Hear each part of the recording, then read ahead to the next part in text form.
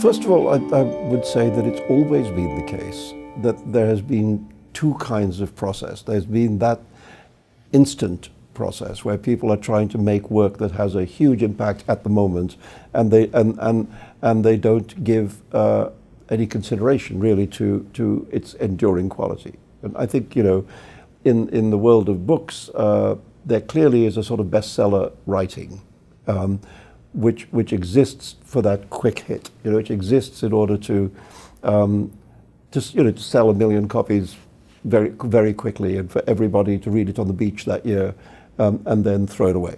You know, and I mean that's a perfectly reasonable way to approach things. You know, but if you do the other thing, which is to hope that people will read your books long after the moment in which they were written, then you have to bear in mind certain things that do endure. You know, and one of the things the thing that endures most of all is human nature. You know, human nature is the great constant.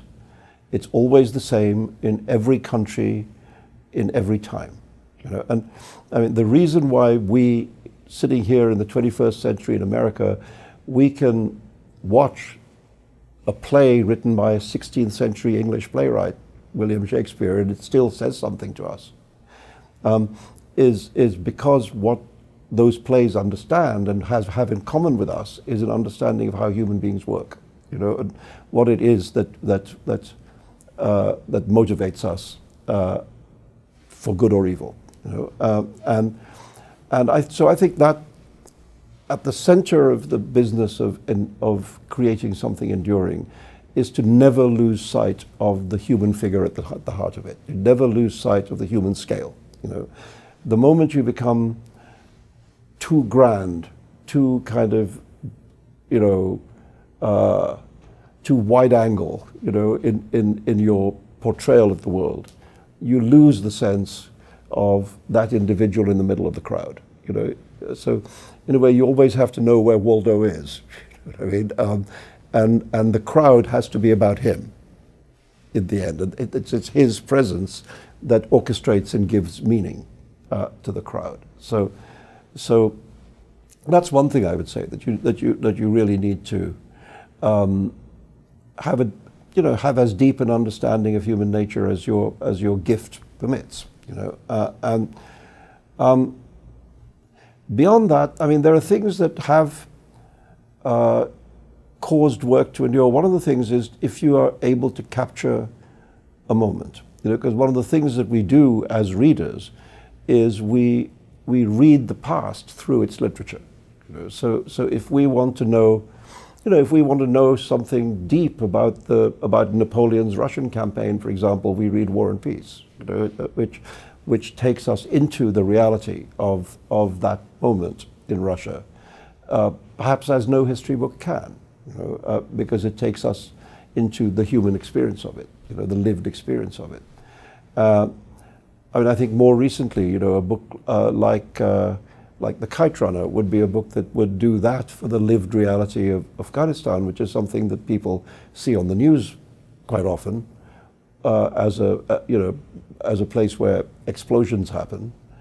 But what literature can do is take you into the lived experience of that place, and that makes it valuable for a long time. So, I mean, in the way that, you know, now if we look back at the so-called jazz age, it's very difficult to do that without seeing it at least partially through the eyes of Scott Fitzgerald, you know, because he was so skilled at capturing the nuances of that moment.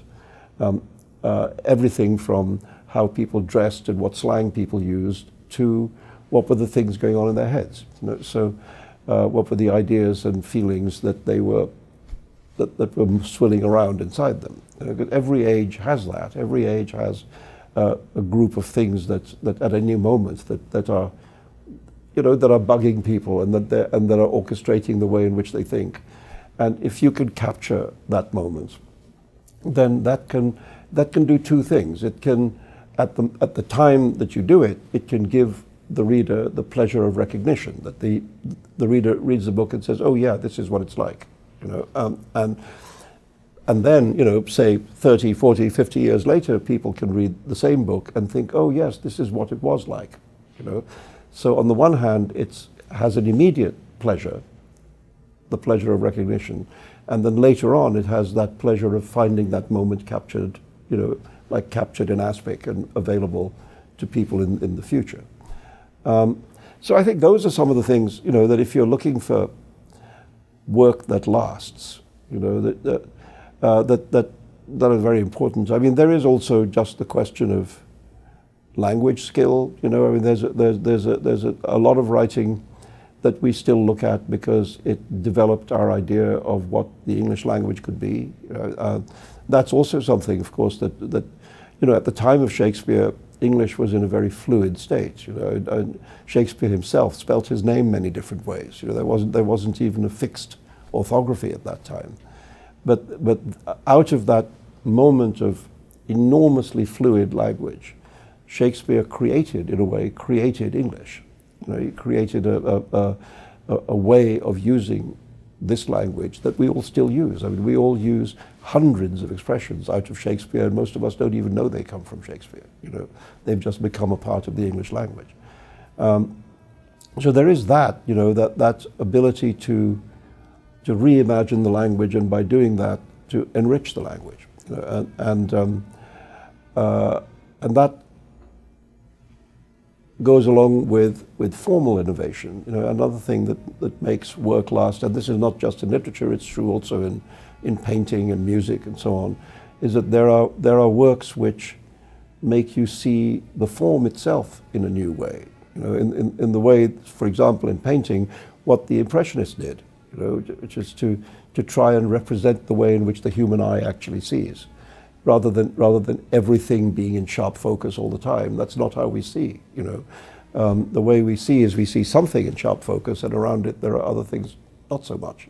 So that idea of depicting in oil something closer to the way in which vision happens, initially was rejected. In fact, the term, when the first Impressionist exhibition happened, the term Impressionism was used as an insult. It was that these painters weren't really very good at painting; they could just give an impression of something.